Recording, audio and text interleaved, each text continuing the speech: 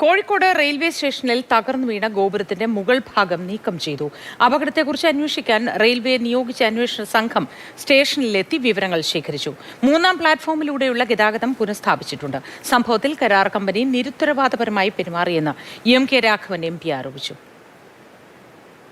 Railway സ്റ്റേഷനിലെ ചരിത്രപ്രധാനമായ ഗോപുരത്തിന്റെ തകർന്നു വീണ മുകൾ ഭാഗം അത് ഇന്നലെ രാത്രിയോടെ തന്നെ നീക്കം ചെയ്തിട്ടുണ്ട്. ഇതിപ്പോൾ നടക്കുന്നത് ബാക്കി അവശിഷ്ടങ്ങൾ നീക്കം ചെയ്യുന്ന ജോലികളാണ്. അത് പുരോഗമിക്കുകയും ചെയ്യുന്നുണ്ട്. ഏതായാലും ഇന്നലെ വൈകിട്ടോടുകൂടെ തന്നെ കെട്ടിടത്തിന്റെ ഏതാണ്ട് പകുതി ഭാഗം നീക്കം ചെയ്യാനും ആയിരുന്നു. ഈ ഘട്ടം ഘട്ടമായാണ് ഇത്തരത്തിൽ ഈ ബിൽഡിങ്ങിന്റെ ബാക്കി ഭാഗങ്ങളെല്ലാം തന്നെ പൊളിച്ച് മാറ്റിയിട്ടുള്ളത്. അതായത് ഓരോ ചെറിയ ചെറിയ കഷ്ണങ്ങളാക്കി അതിനെ വടം ഉപയോഗിച്ച് വലിച്ചിടുന്ന രീതിയിലായിരുന്നു നീക്കം ചെയ്തത്.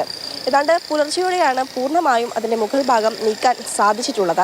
ഈ 2-3 പ്ലാറ്റ്ഫോമുകൾ പൂർണ്ണമായും അടച്ചുകെട്ടി തന്നെയാണ് ഇവിടെ ഈ പ്രവർത്തനങ്ങൾ നടക്കുന്നത്. ഇതിൻ്റെ അവശിഷ്ട ഭാഗങ്ങൾ ഇവിടെ നിന്ന് ട്രക്കിലാണ് നീക്കം ചെയ്യുന്നത്. ഏതായാലും 2 ദിവസത്തിനുള്ളിൽ തന്നെ ഇത് പൂർണ്ണമായും ഇവിടെ നിന്ന് നീക്കം ചെയ്യാനാകുമെന്നുള്ളതാണ് റെയിൽവേ അറിയിക്കുന്നത്.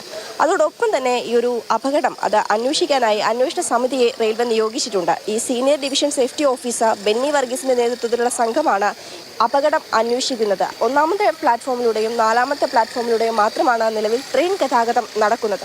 ഈ 2-3 പ്ലാറ്റ്ഫോമുകൾ പ്രധാനമായും ഉപയോഗിക്കുന്നത് പാസഞ്ചർ ട്രെയിനുകൾക്ക് പോകാൻ വേണ്ടിയാണ്. ഇന്നലെ കണ്ണൂർ കോഴിക്കോട് പാസഞ്ചർ ട്രെയിൻ അത് ഇന്നലെ വെസ്റ്റ് ഹില്ലിൽ നിന്നായിരുന്നു സർവീസ് ആരംഭിച്ചിരുന്നത്. പക്ഷേ ഇന്ന് അത്രത്തോളം പ്രശ്നമില്ല. കോഴിക്കോട് നിന്ന് തന്നെ സർവീസ് ആരംഭിക്കാനാകുമെന്നുള്ളതും റെയിൽവേ പറയുന്നുണ്ട്. അതോടൊപ്പം ട്രെയിൻ ഗതാഗതത്തിൽ മറ്റ് തടസ്സങ്ങളൊന്നുമില്ലാതെ തന്നെ സർവീസ് നടത്താനാകുന്നുണ്ട് എന്നുള്ളതും യാത്രക്കാരെ സംബന്ധിച്ചിടത്തോളം വലിയ പ്രശ്നങ്ങൾ ഉണ്ടാക്കുന്നില്ല എന്നുള്ളതും എടുത്തു പറയേണ്ടതാണ്. അതായത് ട്രെയിൻ ഗതാഗതത്തിൽ വലിയ ഡിലേ ഇല്ല എന്നുള്ളതാണ്.